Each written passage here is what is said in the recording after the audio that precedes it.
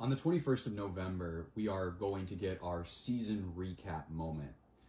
The sun enters the Anaretic degree of 29 degrees of Scorpio, therefore wrapping up an entire season that we've spent with the spotlight on our karmic underworld, our closet that's brimming with all kinds of belief systems, programmings, shame, humiliation, traumas that we haven't transmuted to turn into something valuable for ourselves. And as we've worked through the Scorpionic season, the sun took a moment each day to highlight something in that shame-filled closet, something in that closet that we haven't been able to bring to the surface that we've needed to in order to fundamentally become who we are at our authentic core. And I would expect on the 21st of November for us to get a series of flashes or a series of experiences, whether they be through dialogue, whether it's through scrolling on TikTok, and just simply the reminder of those themes and ideas coming back to you almost in a retrogradation type effect about what the lessons were that you needed to take away from the Scorpionic season. This video is the Cosmological narrative for Friday, November 21st. Let's get into it. So as I said, really the big spotlight for the 21st is the fact that the sun is at the Anaretic degree of 29. When we're at the Anaretic degree, there is a sense of urgency, a sense of crisis, a feeling that this needs to happen now. Now, in the sign of Scorpio, what is that urgency? What is that crisis? That crisis is alchemy. It's transmutation. It's the transformation required in order for us to show up in our authentic state of being so we can achieve the values that the Taurian area of our chart promises us. That's how these axes work in astrology. Now, a little bit later in the day, the sun will move into Sagittarius. And when the sun moves into Sagittarius, it's going to pick up like a little bit more dignity, so to speak, because it's going to be in a fire sign that is all about vitality and experience. And while the sun isn't in fall in Scorpio, obviously, it's in a water sign, and it's a sign that no matter what comes at the surface, things kind of need to burn away in order for them to get better. We're not going to have that same sort of experience, fortunately, as far as our egoic identity goes, when the sun transits through the seasonal focus of Sagittarius. So what is that seasonal focus of Sagittarius, and why does it fundamentally come after Scorpio? Well, we've spent the last, 30 days roughly now reviewing all these areas of our karmic underworld that need to be repaired, that need to be transmuted, that we need to do something with in order to get where we want to get to in life.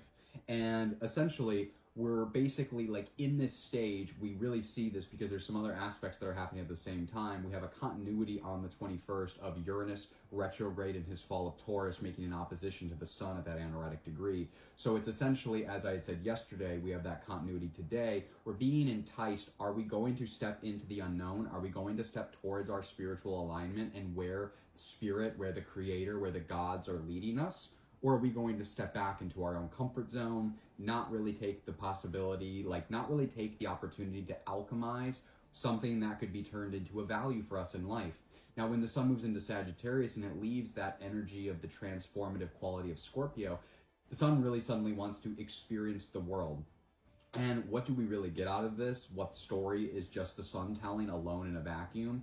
We recognize all of these changes that we need to make in our life that likely stem from early childhood, and they could be karmic imprints from this life, but they could also be karmic imprints from a prior life that we haven't had an opportunity to break the cycle of until now.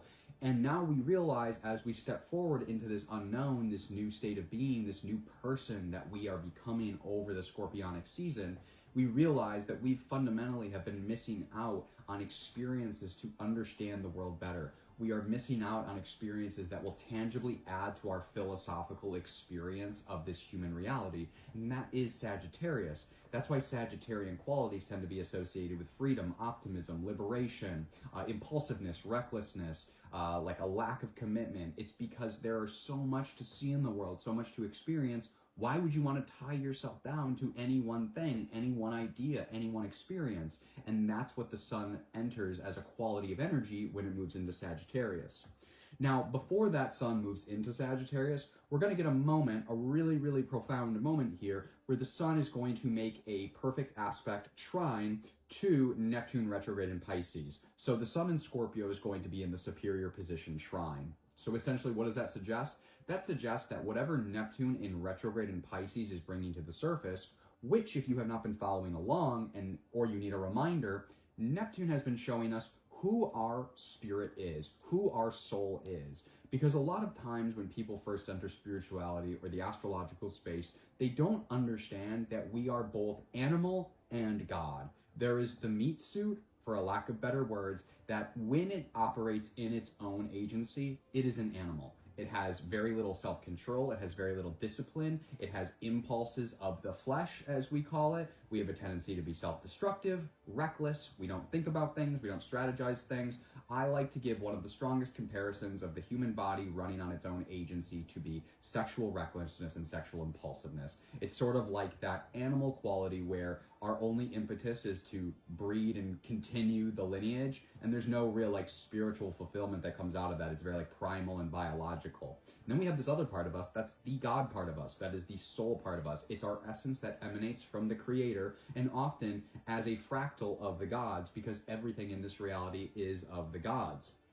So what has Neptune been doing? Well, Neptune traditionally in direct motion will cast a fog. He'll cast a fog of idealism, optimism, romanticization. It's sort of like that energy of viewing or aspiring for some sort of goal. And in that effort of aspiring for that goal, how often do you think about all of the shit that's going to keep you from getting to that goal? That's very much that Neptunian quality. But when he's in retrograde motion, he's essentially pulling that fog back and asking us, where have you lied to yourself? Where have you deceived yourself? Or where have you been refusing to see truth for the clarity that it actually presents itself as, which is your soul's identity, which fundamentally aligns with the idea of your soul's mission. So Neptune in retrograde is basically calibrating both the human meat suit and our soul that is embodying the human meat suit to the original programming that was intent for this incarnation. Now, if you decide to listen to it or decide not to, that's completely up to you. But we have an opportunity here.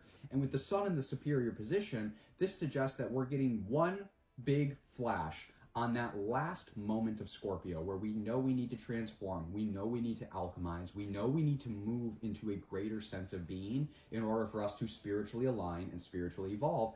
And that energy is directly being supported by Neptune essentially recalibrating us and potentially giving us downloads, flashes of insight, dream gnosis, or just a general sense of intuition of understanding, oh, this makes sense. This change is uncomfortable. I'm not there yet. But this change that I desire and want and feel like I need for my life, it fundamentally aligns with who I'm growing into and who I genuinely think I am at my core. So at the same time that that's happening, we still have that continuity of Uranus retrograde in Taurus making an opposition to the sun, and technically this will continue in the 3-degree orb of application once the sun moves into Sagittarius. But at that point, we'll be at a descending orb, and so essentially that energy will be slowly fading off. But we are still feeling it on the 21st, which is essentially that question of, it's essentially Uranus asking us, are you going to make the changes that you need in order to receive the Taurian value of predictability, pleasure, sensuality, physical material abundance, things that make you feel good, a predictable lifestyle, whatever that may mean for you in the Taurian section of our chart. But Uranus wants to know, are you going to chicken out? Are you going to step backwards into the comfort zone and take all the crap out of the karmic closet that you had taken out and put it all back in and not actually deal with it? Or are you going to actually sift through it, have a garage sale, have a trash sweep, and get rid of all this shit and get rid of it for good? So at the same time that all that's happening, the moon will go conjunct with Mars in Sagittarius. In a vacuum, I sort of hate moon-Mars conjunctions. It doesn't matter what sign they're in. I always feel like, as someone who lives in Los Angeles, a moon-Mars conjunction is like the neighbors are being loud. Across the hall, someone's got their door open, they're dropping pots, there's dogs barking, people are yelling, you listen outside, people are yelling at each other from their cars, they're honking their horns.